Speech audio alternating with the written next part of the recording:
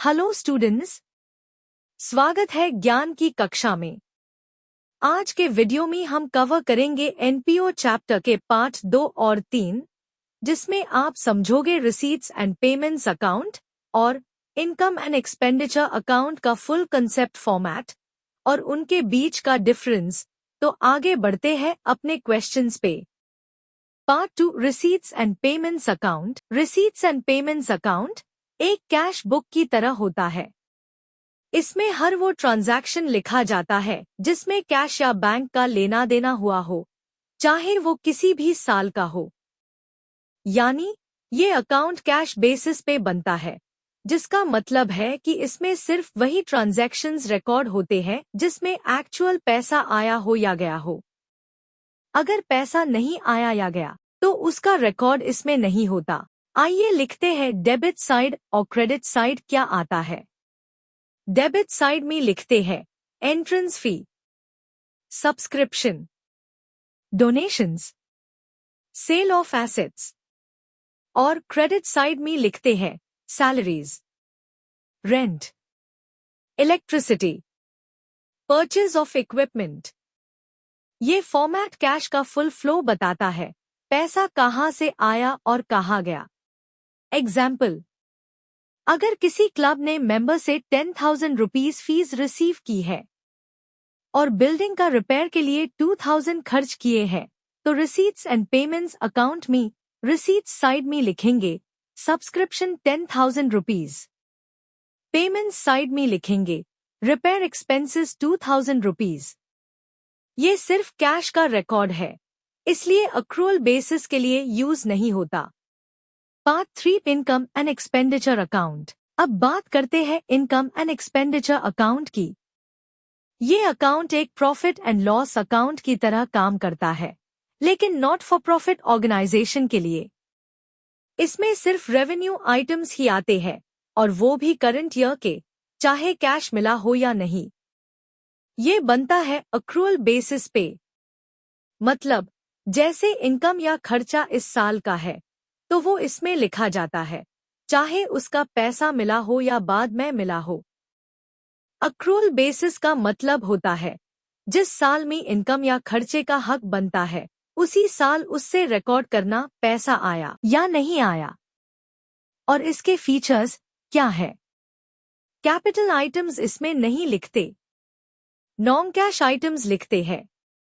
जैसे डेप्रिसिएशन भी इसमें लिखते हैं। डेप्रिसिएशन का मतलब है किसी चीज की वैल्यू का हर साल घटना, जैसे एक मशीन की कीमत यूज हो जाने के बाद कम होती है।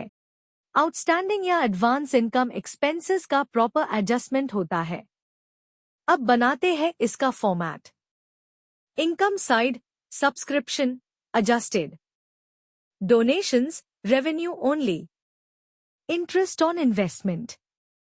और एक्सपेंडिचर साइड लिखते हैं salaries, rent, depreciation, miscellaneous expenses।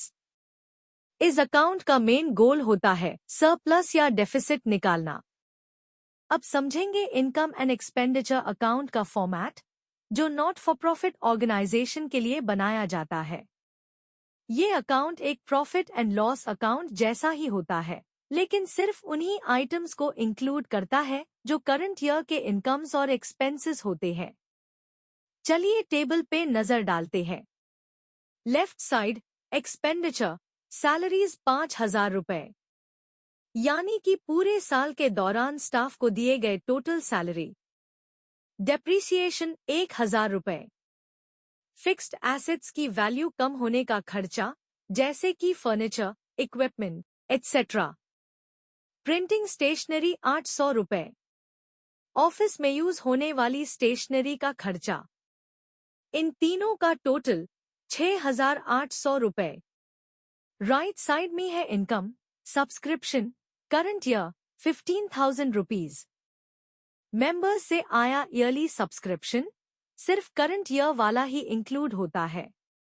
Donation revenue 2,000 रुपए, जो छोटी छोटी डोनेशंस है डेली ऑपरेशंस के लिए, लेकिन कैपिटल डोनेशन नहीं। इंटरेस्ट रिसीव्ड 500 रुपए, जैसे बैंक डिपॉजिट से मिला इंटरेस्ट। लास्ट लाइन देखो, सरप्लस 10,700 रुपए। मतलब इस साल ऑर्गेनाइजेशन ने इनकम ज्यादा कमाई और खर्च कम किया। टोटल इनकम 17,500 रुपी है और एक्सपेंडिचर सिर्फ 6,800 रुपीज, डिफरेंस है 10,700 रुपीज। इस डिफरेंस को हम कहते हैं सरप्लस, जो कि प्रॉफिट के बराबर माना जाता है। समरी, ये अकाउंट हमेशा अक्रूअल बेसिस पे बनता है, यानी जितनी भी इनकम और एक्सपेंस इस साल के लिए रिलेटेड हो वही काउंट होती है, चाहे पेमेंट मिला हो या नहीं।